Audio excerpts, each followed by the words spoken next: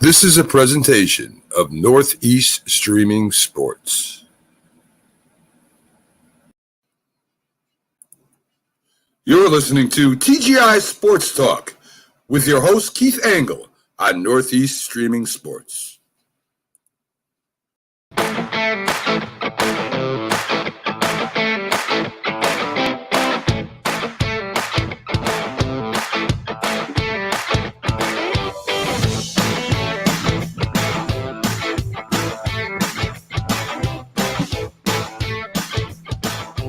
Good morning, everybody.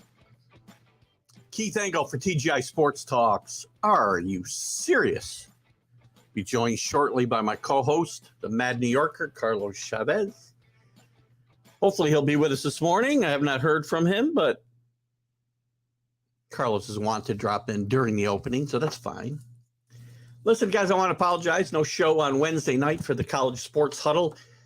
Just need a little break, and we're kind of in between seasons. There's lots to talk about in college football, and we'll get to that. And we'll be back next Wednesday night, and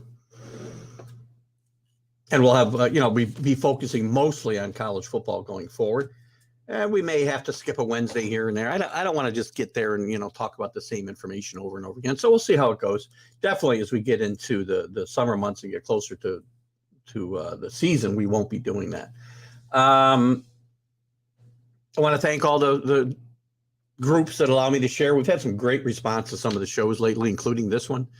Again, remember, the views are spread out over, dozens, or not dozens, but, 7 or 8 different places that we broadcast to. Facebook. So my Facebook, TGI Sports Talk, Northeast Streaming Sports, YouTube, Twitter. So there's lots of places, and when you add up all the views for all these places, it's been tremendous. So great. I want to thank everybody who comes in and joins us live and participates in the show, like Dave Guyette. Good morning, Dave, and Alan and Rick Sherlock and all those guys. Have a show where we talk just about the Yankees. We'll do that. There'll be plenty of time for that, Dave. And, my Sunday stream of consciousness is, we spend a lot of time on the Yankees during the regular season. So I promise you there'll be shows about the Yankees, and I doubt we'll get into them today too much, but again, you may not like my views of the Yankees right now. Today we're going to dive into a couple topics. We're going to talk about Dabo Sweeny's comments about college football recently. Very interesting comments about blowing up a lot of what we see today in conferences or teams breaking off into different conferences. Very strong opinions on the NIL, which I share, as do many of the college football coaches, and some other topics. We'll talk about Derek Carr's new deal with the Raiders. Is he worthy? I know Carlos will have some strong opinions on that, as will I. The fact that Lamar Jackson has not been extended yet. And we'll see what else we can get into. We may get into the Clayton Kershaw thing a little bit. I got very strong opinions. I just did a vlog, which will air today at 4 o'clock. So you can check that out. If you've seen some of my comments elsewhere, you know how I feel about this. And let me say good morning to Bob before we move on. And with that, I'll bring in my co-host today, the Mad New Yorker. Good morning, Carlos. Good morning, everybody. Good morning, Keith. How you doing? I am doing fabulous. We're finally getting some decent weather up here in the Northeast. 80. Yeah, man. It's getting nice, isn't it? God, it was nice yesterday. And today, right now, it looks nice. I got to get a lot of work to get done outside because I'm about a month behind, it feels like. Probably not, but it feels like it. So we're happy. I talked a little bit at the opening about our topics today. Yeah. And they're all pretty important topics. A little, it's not baseball, but we're not going to talk about baseball if there's really nothing, we can't always talk about Aaron Judge's contract so many times, which, again, we'll be talking about throughout the summer, I'm sure. But, today we concentrate a little bit on some college football stuff and some pro football with some things lingering out there. And did you hear about last night's game? What did we talk? Which one? The Yankees and the Blue Jays. Listen, the Yankees last night, an impressive outing, very important from Luis Severino. He brings an energy to his team that doesn't have. I mean, one of my problems with his team is the lack of energy and the lack of enthusiasm, and he brings it when he's out there, and I love to see that. He pitched well.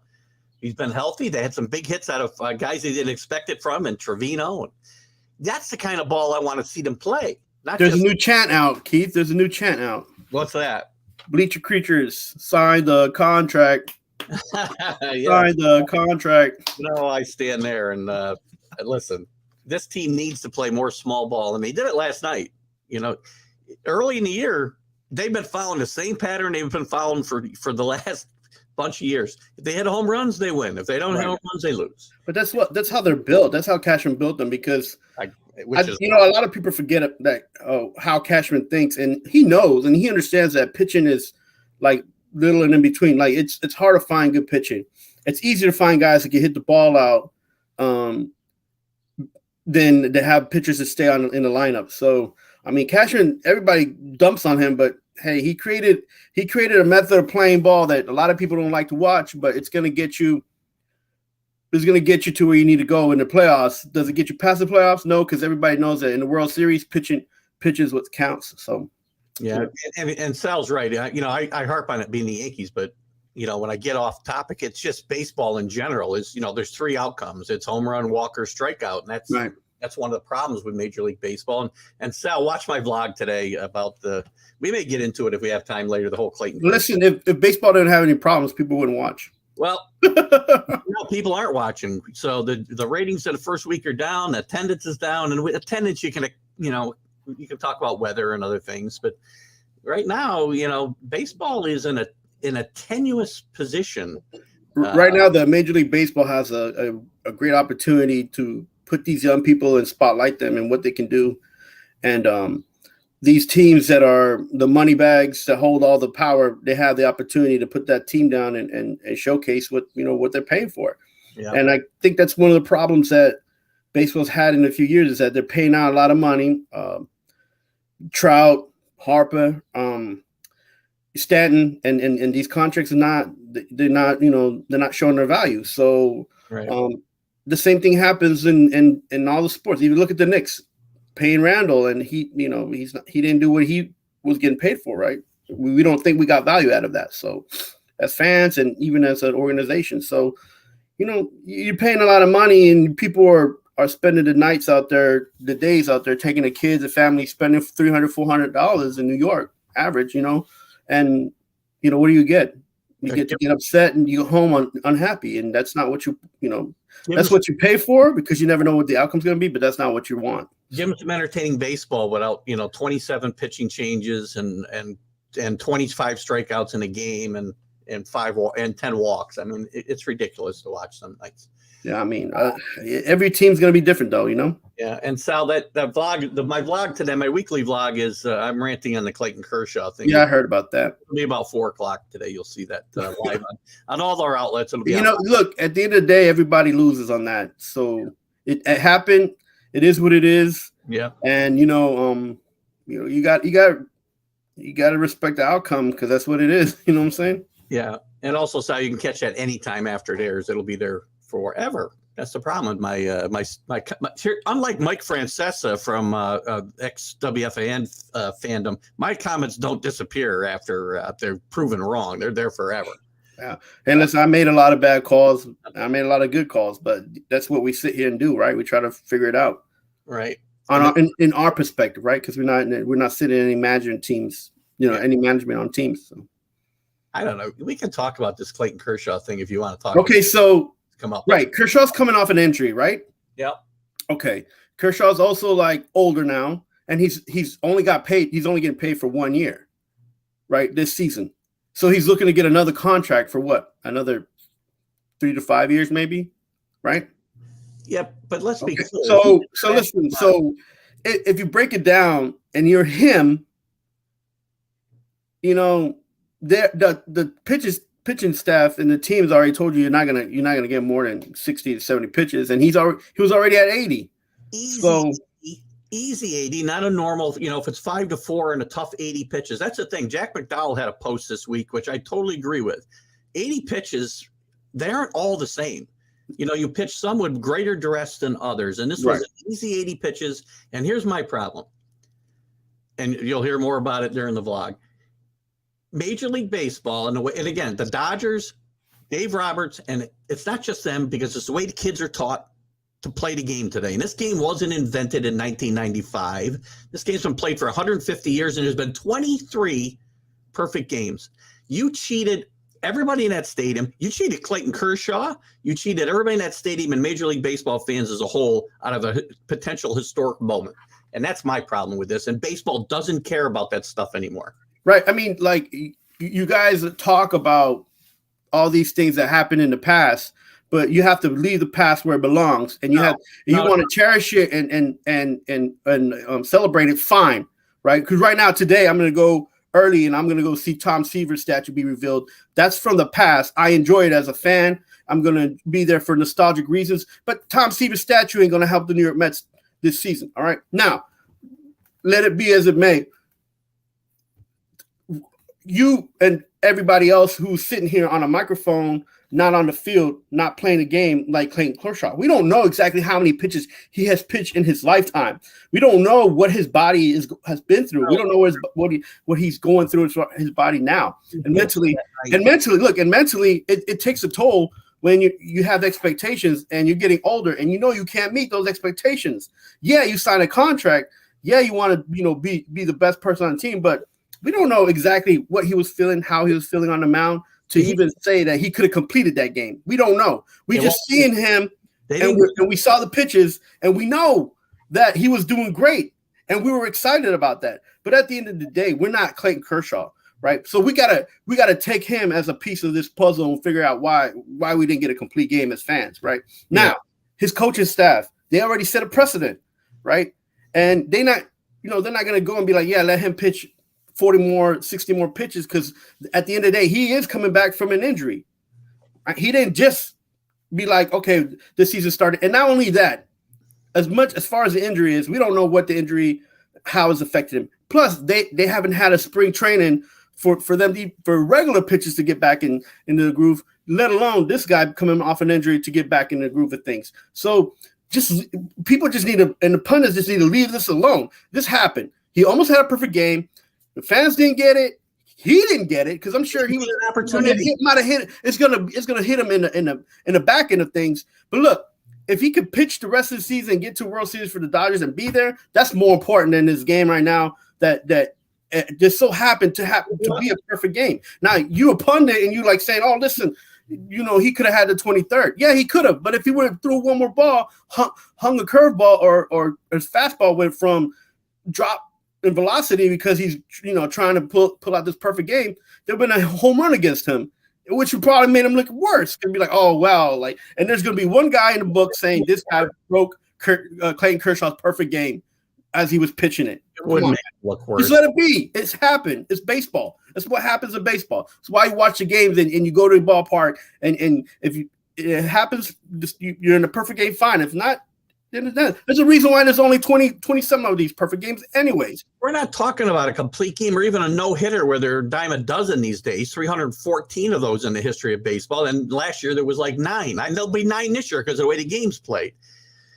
This is a no-hitter that's happened, or a perfect game that's happened 23 times. Sal's got a great point. People are comparing it to Santana's no-no, which really kind of hurt his arm. But that was a no-hitter, different situation, totally different situation, not a perfect game. And he threw 134 pitches, and it's a totally different. And I don't think Sal's saying that, I think he's saying it's wrong to compare this, I'm assuming. And you should. But nobody's comparing. Look, I'm not comparing to Santana's guy. You take him out. I'm not comparing it to Santana's no-hitter because what the Mets did and allowed to happen, that's what the Mets did and allowed to happen. And the Mets have a history of having these issues with their pitchers anyways. What I'm talking about is the fact of the matter that's part of the game, it's part of baseball. The perfect game was almost there. You almost reached it, but listen, it only takes a one bad ball and then change the whole game, the whole thing, man. Just let it be. He pitched a great game. That's it.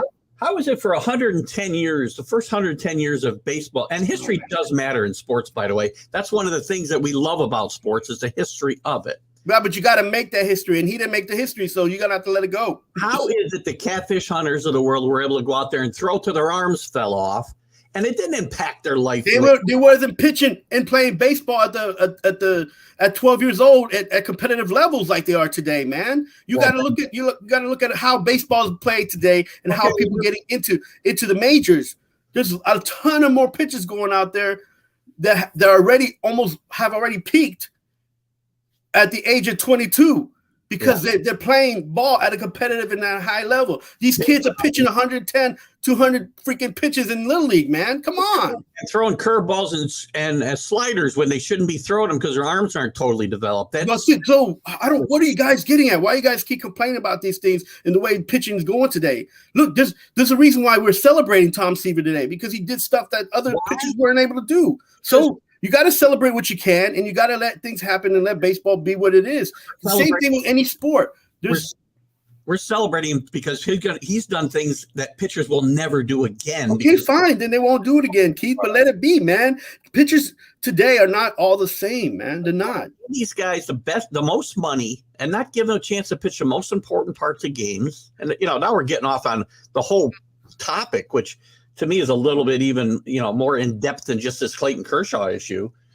I just don't understand it because it's not just Kershaw. Look, it's Verlander. It's all these guys. It's Scherzer. They're older. For them. This is probably the best that they're gonna be, and they're done. That's it. They're not gonna be like Roy Halladay, like Nolan Ryan coming off. We had a comment here, I think, from Allen, and I can't find it now, but he talked about Roy Halladay pitched a perfect game in the playoffs at 38 years old. So that's right. You know how long it took him to get to the majors? No, not that many years ago. I mean, look at, and here's the other. And on top of that, it took him a while back from the fact when they brought him up, it took him a while back to put him back to be a starter. So those are pitches that he didn't pitch because he wasn't starting. So, Sal's really hung up on the Johan Santana thing. Totally different. To me, that's a totally different situation. And all these situations are different, Keith. And we got to stop and we got to leave the athletes the way they are for today. The athletes, and they're mentally, they're on a mental different level. Physically, they're on a different level. And emotionally, they're on a different level than back in the day. But back in the day, people turn their heads and a lot of stuff didn't happen. And even back in the day, these guys were on caffeine and all these other drugs that nowadays are all illegal. And there's still guys taking those things. So they don't use drugs today. Jeez, good grief. I mean, they've been doing it since the beginning of time. But at the end of the day, like, hey, these are people going out there in the 30s, 40s, 50s, and 60s, drunk off their butts and just pitching because that's their job. But they were drunk and then realized that they were, in the ninth inning and they pitching a perfect game. I mean, come on, man. To go back to your comments about every situation is different. You're right. And this situation called for him to go back out there until he walked somebody. For who? For you? For the fans? For baseball? For Clayton Kershaw? For Clayton Kershaw, yes. Yes. This guy's trying to get another deal, man. And he's not healthy. He's not a healthy guy. How many World Series champions have there been in 150 years? Bro. Trick question, by the way, but 148. I know because right, 148 compared to 23. This is a thing that doesn't happen but once every 6.5 years. Hasn't happened in 10, and it may never happen again because of situations just like this. I guarantee you, people talk about the shortened spring training, and they're right, but the players put that on themselves, and so did the owners. If this happened into July, the same thing probably would have happened. Okay, so it would have happened. So that's why you go to the game, to enjoy and see if it can happen, right? I went there. Look, every fan sits there. It's like the second or third inning, and they're looking around like, hey, man, looks like it's going to be a no-hitter. Hey, man, looks like he might be pitching a perfect game. It's the second and third inning. People talk about it all day. Sometimes they even say it underneath their breath. Oh, he's on fire, man. I don't know what the attendance was at that game, but I'm going to assume it's 40,000-ish. And I guarantee you every one of them said, what is he doing taking him out of the game when I got a chance to see history? Nobody at that game later on, when you got a chance to think about it, you change your mind and you want to justify him coming out of the game. But everyone in that stadium wanted to see him come out and try to make history. Right. But we all go to stadiums. We all buy tickets so that we can see history, man. That's part of being a fan, man. Drugs. The caffeine drug test, I'll never pass, Rick, so I get it. So Anyway, listen, lots more to come on this. I'm going to talk about it Sunday too. So this is not going to go away. I'm not letting this Put me topic on Sunday, man. my vlog later. There'll be a lot more about this. Actually, Sunday I'm going to go to game 2. So Are you? All Yeah. right. Who they got this weekend, by the way? the Diamondbacks. So I'm going to enjoy the Mets to make some history and get some hits. You're up to a good start. Exactly. Let's get into, and I guess let's start with Dabo. I want to start with Dabo. Dabo Sweeny. I mean, look, this is a guy. Come on, he's at Auburn. He's ain't seen nothing but championships. Clemson. Let's be clear. He's at Clemson. I'm sorry. He's at Clemson, and same colors. I was thinking the orange and blue. I'm sorry, Auburn fans. Sorry, Clemson fans. Wow, you just pissed off a bunch of people. I know, right? Half of the South is going to stop listening right now. So, like, he's at Clemson. He's seen nothing but championship type runs, right? Except for this last few years, COVID, and then also the teams that have been up to par. But what does he talk? At the end of the day, like, there's always change going on in NCAA, and right now there's more change than anything.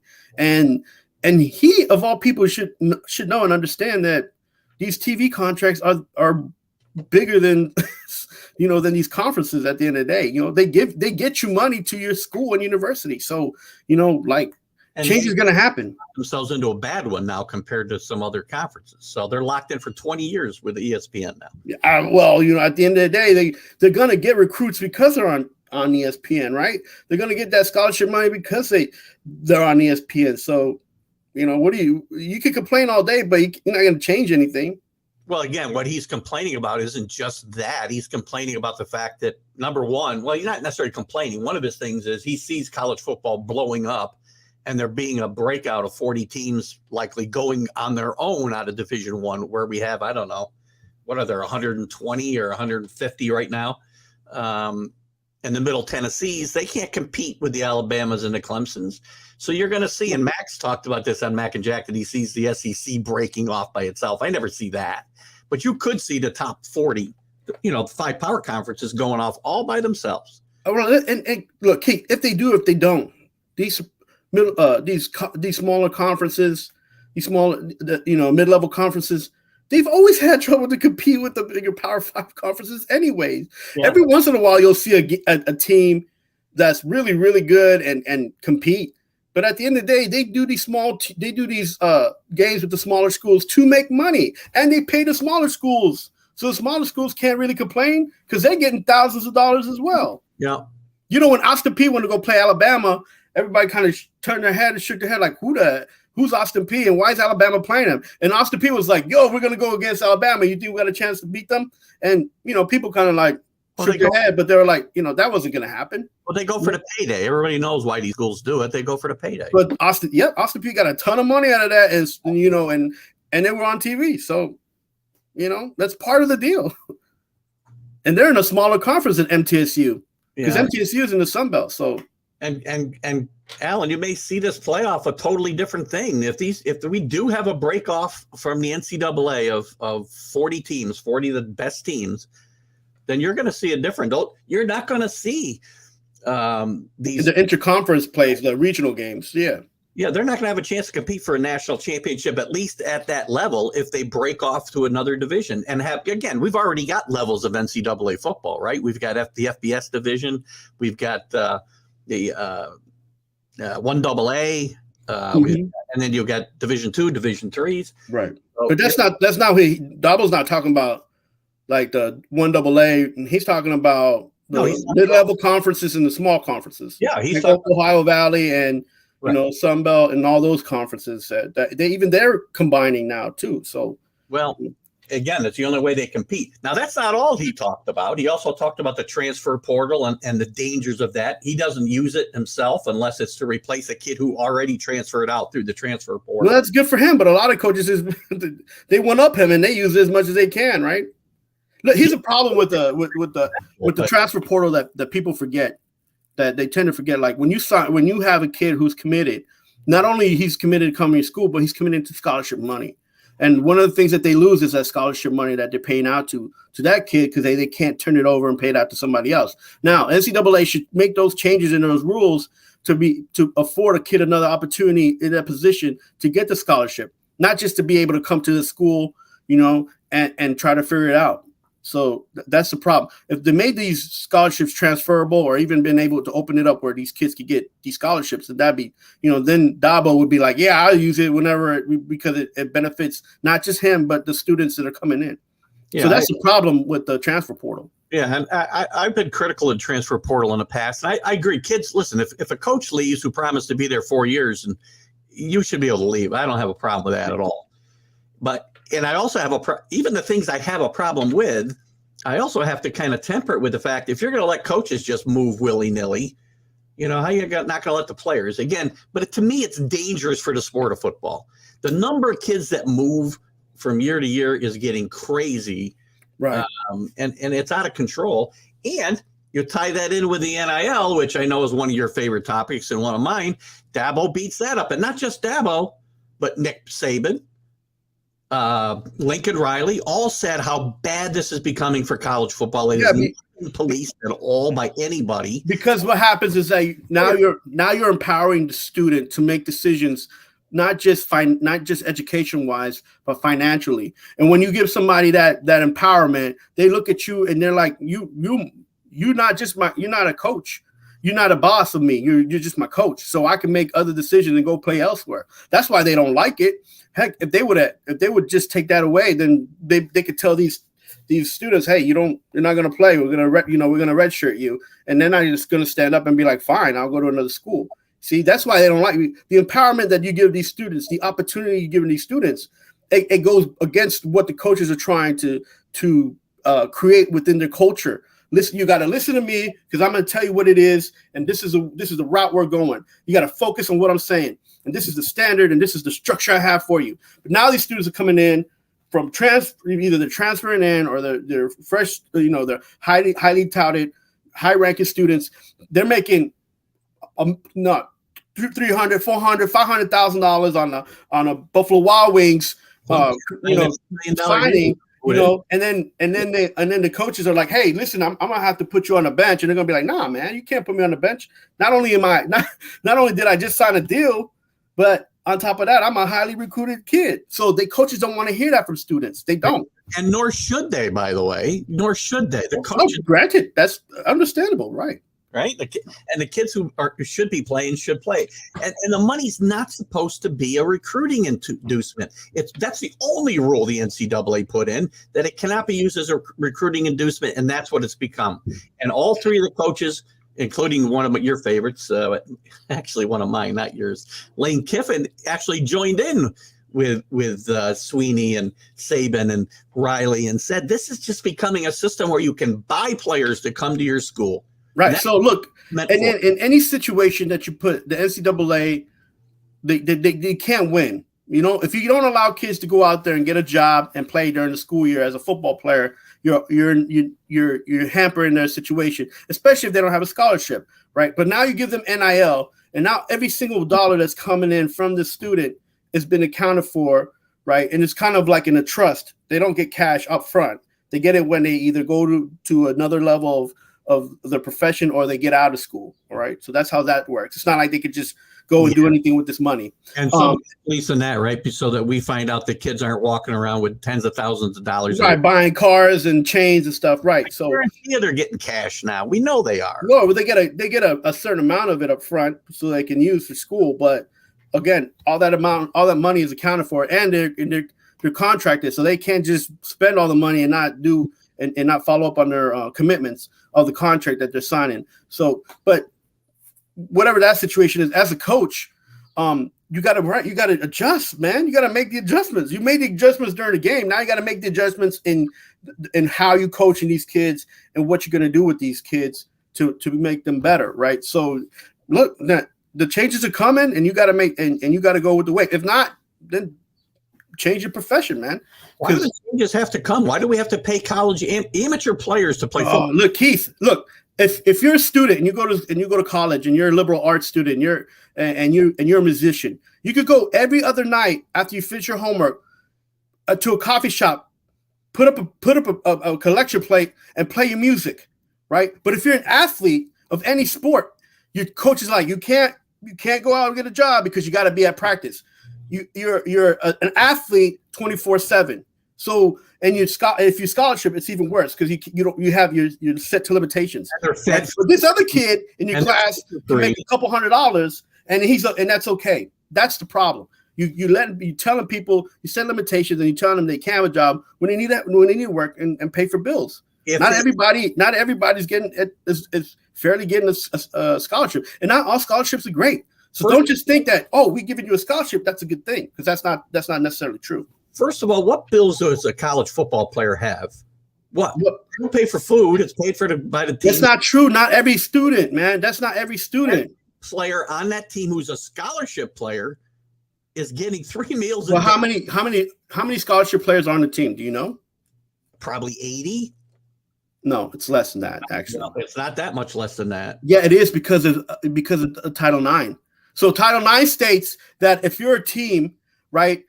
If you're a male team and you have 80 players, there has to be a sport for females to have 80 players, right? There's not a sport like that. So the college brings in 3 sports for females: lacrosse, volleyball, and softball, and that's their 80 players, right? So for the 80, they get 80, and that makes it fair for the university to pay out scholarships. I have now around this though. What? There's other ways around this. There's no other. It's structured. The NCAA is structured just very ridiculous for schools to work with teams that are big, like college football. Like, that's why not every university has soccer for men, and you see more and more universities have soccer for women because they have a big football team. Look, you can't, if you don't know both sides of the story, you got to look into both sides of the story, man. And scholarships they're limited anyways. I do understand that the football programs and basketball programs, to a lesser extent, fund the other sports in school. Not necessarily. That's not how it always works. Regardless of the number of scholarships there are, they can make I'm fine with them giving allowances to somebody so they can eat, so they can fly home when their grandfather or grandmother passes away. Things that have happened in the past where a coach was let go and a school put on probation because he gave a kid a ticket to go home to his grandmother's funeral is ridiculous. But that's not what we're talking about. We're talking about millions of dollars going in kids' pockets and being enticed to go to school because of it. And education is totally de-emphasized 100% in a lot of cases. And that's one of Dabo's. Look, that's up to the student to choose whether they're going to school to get an education or going to school to get an education, play football, because they're looking to get out of school to play football or basketball or any other sport. That's not up to the university. That's not up to the coaches of the university. Those are called personal matters, man. Back up, because the NCAA has made it the schools' priority to police the NIL money and where it goes and how it's used. Right. Okay. But to a certain extent, right? I said this when it went into effect a year ago, and the NCAA said, well, in the states that don't have regulations, which are most of them, the schools will police themselves. What a recipe for disaster, because they're going to use it as a recruiting inducement, and they all have, and they're buying players to come to their school, plain and simple. That's not what it's for. That's not what it's put in place for. It's you say it as if somebody's giving a kid a duffel bag of $100,000 and telling them to come and play the school, and that's not the reality. These kids are making money because they're contracted to do a job. They have to do a job to get that money. It's not like it's there and everybody's running and it's a money grab. It's not what that is. And the schools and the NCAA are partnered with some of these financial firms to make sure that these kids they're not just getting a duffel bag full of money and it's a cash grab. So, it's work for the kids, man. They have to go out there and do the job. One of my ombudsmen here has backed me up. 85 full ride scholarships in Division I football. There you go. Not all teams. It depends. It all depends on the university and the teams that the universities have. They have to equal out the amount of students that are actually scholarship for male and female. Guarantee you, every Power 5 conference has got that. Maybe every Power 5, but not every university. That's a different, we're talking about two different things here. We're talking about two different things. And this is where this is going to be abused more often than not. And, you and I have gone back and forth about whether the boosters are involved. And you say it's Nike in this one. I don't disagree. That's where the money comes from. But it's the boosters who are out there, not the coaches. It's the boosters are saying, hey, you come to Alabama, come to Georgia, come to Texas, and I guarantee you we can get you Nike money, we can get you Adidas money, we can get you Pizza Hut money, whatever the hell it is. But that's inducing a kid to come to your school for a cash payout. And that's what it's not supposed to do. It does allow you, once you make your choice, to be able to capitalize on your name, your image, and your likeness if people want to help or use it that way. So it's being. If you look, Keith, if you look at the NIL deals today, man, you see that some of these women's sports athletes are actually getting paid more than some of these guys, man. So your argument right now is it has some validity, but right now the people cashing in are the women athletes, man. Women athletes with NIL deals are like a lot higher right now than the male athletes. Has any woman? Can you explain that? You see boosters going to these girls and telling them they got to come to my university? Well, they do the same kind of thing depending on the sport that we're talking about in the school. Look, the kind of deals that are coming out of NIL are mostly based on marketing and branding to promote the student who is a 5-star student and their abilities in the sport. Okay, so you're talking about issues that NIL are less likely to happen because of the way these deals are structured. You're talking about things that have been happening in the past in the 80s, the 70s, 80s, 90s with Miami and all this. That you're talking that all that stuff. I'm not saying it doesn't exist, but that's happening less. It's happening because of the way NIL is structured and how the athletes are using NIL to benefit them, not the university, not the coaches, and not the school. To benefit them. So that if they don't make it as an athlete in a professional sport, they will have something to fall back on because they worked for it and they've earned that. So it has nothing to do with the booster saying, come to my school. No, it has to do with them choosing to go to that school. And if they go to a good school or a Power 5 conference, where they're going to get that promotion out of that. They're going to get for being there. And then they're going to make money off of the deals that come to them. In the perfect world of the way this was supposed to be set up, you're absolutely right. It's not happening that way, and nobody's policing it. That's first of all, it's not that it's not happening. It's because, like I said, right now, the number one athletes that are benefiting from this, again, are women athletes in various sports. I'm talking about lacrosse, women's volleyball, women's soccer, and now the most paid athlete from NIL is the girl from South Carolina, the young lady from South Carolina who just won a championship. I'm not buying that even for. Look at the numbers, Key. And it's set up that way to protect the student athlete, so that if they don't make it to a professional sport, they got paid for playing at the university. That's what it is. That's what it doesn't change my comments about the fact that it's being used incorrectly. It's not supposed to be used to recruit. You can sell your name and image for marketing once you're at a school, not before. And that's these kids are doing it way before they go to university. Which is not supposed to be happening. What are you talking about? That gives them an opportunity to showcase themselves and get recruited by a bigger school. I'm talking about the rules that were set down by the NCAA and the courts that have in the states that have allowed this. It is not allowed to be used for recruiting, and they're using it that way. There's 15, 16 that way. There's 15, 16, 17-year-olds that are 5-star athletes in their sport that are using the NIL deal to boost their image to get into a Power 5 school. That's different.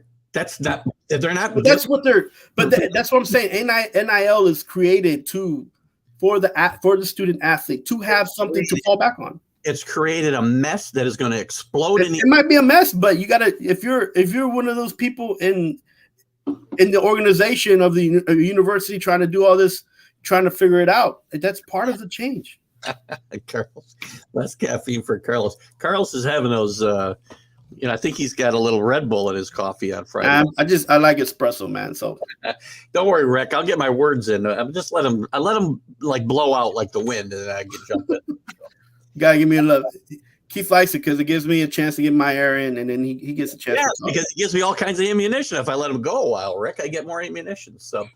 No, but like Keith, I understand your concern. I understand the coaches' concerns, but I feel like the coaches are complaining more and more because they have less and less control, right? And they're getting less and less money than some of these kids.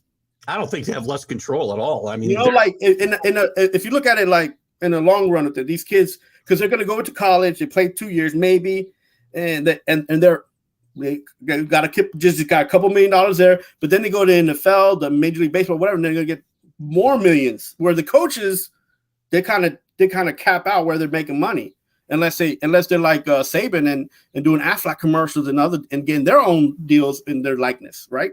Because Kiffin ain't making no commercials. Like, he's not out there, and Dabo Sweeney's not out there doing that many commercials. So Dabo's a football coach, and he knows that. So that's right. So I mean, like, hey, if you don't get some endorsement deals, I'm sure. Yeah, I mean, like, go out there and do your thing. Be like Saban now. You got a couple championships under your belt. Go out there and market your name, brand your name. If you don't make money off the situation, how is that your fault? Yeah. So anyway, all these dollars amounts, I get it. It's just the fact that the way it's being used is not the way it was intended to be used. I think the fact that it's new and it's different, and in the long run for coaches, like they don't understand it, they don't know what to do with it, and they don't know how to handle it. So it's an issue for them, but that's okay because that's part of what the university is gonna because they're the guys. They're the guys saying yes or no. The kid's coming to school here. So at the end of the day, right? Anyway, let's move on. We got more time to talk about everything wrong with college football as we move forward, for sure, because that conversation won't stop either. Let's jump on another topic that I'm sure you're very excited about. Derek Carr, who I've been very hard on in the past, and I know you're very high on, signs a 3-year, I believe, $121 million contract with a no trade clause. I believe it's trade. Guaranteed. I'm not positive, but I believe it's all guaranteed. Mm-hmm. It's guaranteed, right? Derek Carr's a good quarterback. I have my problems with Derek Carr. Derek Carr is like the 10th rated quarterback in the NFL. You're giving him $40 million a year. And this is a season he's got to make or break because they put better players around him. Mm-hmm. Brought in a coach who's quarterback friendly, who won a playoff game with Tim Tebow, by the way. So let's give Josh McDaniel a little bit of credit when he was in Denver. He won a playoff game with Tim Tebow, for crying out loud. Derek Carr needs to perform here. He can't be losing playoff games. By the way, let's look at Derek Carr. 57. What is his record here? I wrote it down. He's 57-70 in his career and no playoff victories. None. And he's getting 40. This is Kirk Cousins all over again in my mind. But the difference is that he's rode the ship, man, through thick and thin. He's the longest tenured Raider on the team right now. Why is that good? I mean, he's the longest. That just shows you what kind of leader, what kind of what kind of person he is. He's had his ups and downs. He's maybe in the bottom tier of the top 10 quarterbacks, but he's still in the top 10 of the QBs. So, and his age is in his favor as well. And the guy's a winner. He hasn't won any playoff games, but he's won a lot of games for the Raiders on his arm and on his legs, man. So, you gotta 57-70. That includes a 12-3 season in there, for crying out loud. I mean, look. How about this? How about you give him credit for doing the most with the least, right? That's what they're paying him for. I will say the Raiders have not been the best run organization during his time there. I'll give you that. And then there's some seasons where they got off with a good start and they lost a running back and they lost a wide receiver or they lost, this and that. Come on, like he's rode the ship. Pay him. You're paying him. He's got a good. He's got a good agent, right? Point as we just talked about how many different coaches and the John Gruden thing was a nightmare for him, I'm sure, as it was for everybody there. But here's my problem with Derek Carr. Let's hear it. The image I have, this will never go away in my mind. And we talked about this a bunch of times last year. And going into the playoffs, we talked about Derek Carr and whether I would trust him in a playoff game. And he showed me last year why I can't. He didn't have a horrible game against the Bengals, but the last drive with a chance to win the football game, 4th down, he's got to score a touchdown. You got to have the wherewithal to know where to throw the football, and it cannot be short of the end zone. And that's what he does. I mean, Good feel for those types of situations when the game's on the line. Look, but when Aaron Rodgers does those things, you don't like the guy either. So my issues with Aaron Rodgers are different than Derek. Okay, so the thing with comparison for Derek Carr, to me, a perfect comparison is Kirk Cousins. Yeah, I mean, but they're not bad, right? You can win with those guys. They're not bad, Their problem, it's just the same thing. Well, I'm not sure I could put Tannehill on this discussion, but yeah, it's that last minute decision to make the correct football move, right? And I mean that only happens with these guys who have won championships, who've done it, is the players that surround them as well, right? I know, Rick, you cannot be like, you can't stick up for Kirk Cousins too much, I'm sure. By the way, to answer your question, Rick, Bisaccia went to Jacksonville, I believe, is where he's coaching. I'm not sure. He might be a special teams coach. I'm not positive. Yeah, but he's an assistant coach down there. Yeah. Yeah. So that's your question there. And Alan brings up Derek Carr is the AFC's Dak Prescott. There's a decent example too, I guess. There's a comparison. Right. Like, so right. The same thing with Dak and the same thing with Carr. Like, you're only as much as you're a quarterback making that last decision, it all matters with the players that you're surrounded with, right? I mean, Dak Prescott had Ezekiel Elliott, and he didn't get the ball 30 times and rush for, hundreds of yards every game, right? So it's like, when you're throwing the ball, that's part of the problem when you're forced to throw the ball. So, Well, look, again, if I want to make that same comparison I made with Carr about the end of game decision making, Dak Prescott's decision not to hand the ball to the referee on the last play of that playoff game has nothing to do with the talent around him. He cost his team another play in that game. It's those. Okay, so be able to just have a clear head in that. Right, moment. But also veteran quarterbacks have been there. That's why football coaches want these guys to play games, because you want to make sure that they get the in-game situations and be able to just make the decision right off the bat, right? So, like, for instance, the Green Bay, Aaron Rodgers has the ball. He's ready to go for it, and the coach stops the game, and they kick a field goal. And they don't make it. So Aaron Rodgers knew, right? He knew what the right call was. Yeah, the right call would have been to run the ball in the end zone there, by the way. Right. So you like these things, these situational plays, man, you can't always fault the QB, man. And they're gonna take the one. But I've laid out two situations where I can specifically blame the quarterback. And I can blame Rodgers in the situation you brought up, because on third down, he should have run the ball in the end zone, not try to throw a ball between, three guys. He had a path to the end zone in my mind. It's debatable, I know. Yeah, no, he did. That's not debatable at all. You can see it. And the problem is that when you have way too many players to choose from, right? Because, that's another thing, is you have your go-to guy. Well, again, not to get too far off the topic, but Aaron Rodgers, one of the things that even fans of the Packers will tell you that are not fans of Aaron Rodgers is he often will not take the play that's in front of him and the easier play, and he'll look for the more difficult play to complete, because who's going to look like the hero? Aaron Rodgers. Okay, that's so. I mean, look, it's a QB thing, right? And you have to have your mind and your wits right about you. And Prescott did not, Carr did not.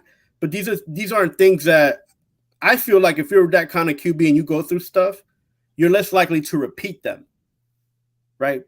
Yeah. Alan telling us, by the way, that looks like Bisaccia's in Green Bay. I did not realize that. Thank you, though, for that, Alan. Another one on Budsman here. Keep us honest.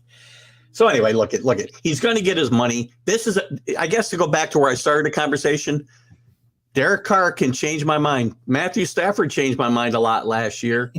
Matthew Stafford was a good quarterback on a bad team, man. I don't know why he had to change your mind, but Like, again, when he got to the playoffs, he didn't perform. That was my only problem with him. Yeah, I mean that was every coach's problem, everybody's problem, right? Derek Carr can change my mind. He's got talent around him, more talent around him. He's got a better coach in my mind. Josh McDaniel had his troubles in Denver, but I think he's learned a lot. And there's no better guy for a quarterback to work with than Josh McDaniel. Look, the Raiders' problem right now isn't even the players on their team. It's this conference that they're in. Like, are they gonna be able to handle that conference, man? They're in a tough situation, man. I feel bad for McDaniels. I feel bad for Carr and even Devontae Adams because that's a big mountain to climb, man. Rick continues to try to get me banned from Facebook, apparently, here with his Green Bay Packers references. But Kenny, who is a huge Green Bay Packer fan, does agree with me on Aaron Rodgers. Let's move on before we run out of time, because we do want to talk about one more quarterback in the NFL right now who has not signed an extension. And by all reports, Baltimore wants to sign him. Lamar Jackson does not want to take the offer. And is he risking, because the way he plays football, he could be risking a lot of money by not signing the Baltimore Ravens have some options. They can franchise him twice if they want. It's going to pay him a lot of money. But is Lamar Jackson taking a chance here and not signing an extension? The way he plays the game of football, it could end any given play. I mean, yes and no, but right now he has one problem, one situation that he needs. It's not a problem. The situation he should get clear is that, I respect his mom. His mom has helped him a lot through his career, but he needs to step up with his mom, and then they need to get an agent to handle the situation. First of all, you're right. That's level with this kind of money needs an agent. It's not that they can't do it together, which they've been doing. It's just that it's situational now, and it's coming down to where this can hinder your further negotiations for the future, right? To get paid. But moving on to the next situation, Baltimore right now has the ball in the court because they can, like you said, franchise them, or they could go to him and say, "Listen, let's go through this season, get paid what you get paid, and instead of us giving you that extension, we're going to bring in Metcalf, or we're going to bring in Dabo Samuel, and we're going to go for it." That's all they got to do. If Baltimore doesn't do something like that, then they're in the wrong. They just signed the coach to another 40 years or whatever, Well, stability means something. And the biggest problem Baltimore has is that the offensive coordinator doesn't know how to use the tools that they have. I mean, they've been playing a game that everybody knows what they're going to do. So, he hasn't changed anything since the prior teams that he's been on. So, if I'm Baltimore, I'm like, listen, we'll tag you. I know you don't want to, but we're bringing in Metcalf, or we'll bring in Dabo Samuel, and we're going to make a run. Because that's what you want to hear, right? You want to hear, if you're not going to sign me to what I want, you better give me something else, right? And so let me ask you a question. So again, I'd have my doubts. And again, Alan brought up that Watson's really, I wouldn't say killed the market. I know what he's talking about. He's actually raised the market for quarterbacks because huge. For sure. Kirk Cousins. Let's not just talk about Watson. I mean, Kirk Cousins is playing for $40 million this year. But Kirk Cousins has manipulated that situation for himself. Yeah, along with his agent. So that's different. I'm certainly not backing him up, believe me. Right. As Lamar Jackson, just similar to Carr, he's at a better. Is he worth $40 million a year? He's 37-20 in the regular season. One playoff win to show for it. Gone out with some really good teams in the first round. Now, part of that is, again, I'll give you the benefit of doubt here. The players surrounding him, he's had to do it all on these teams in a lot of cases. And that's not a good situation, especially once you get the playoff time. You can get through the regular seasons, but come playoff time, you do need some talent around you. So, but here's the thing, too.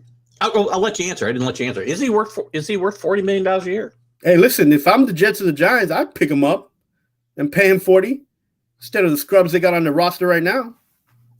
He's not going to have a long career, though. The way he plays the game, it doesn't matter about career. If you're the QB, you set the standard. You get $40 million. You're going to help my team, offensively. That's all you're looking for. because you're paying a QB. They're not going to be Tom Brady because that's Tom Brady, and at the end of the day, is you need a QB in the league. So, and Baltimore, I don't know what Baltimore's waiting for. I don't know if they want Jimmy Garoppolo or they're not going to go get Baker Mayfield.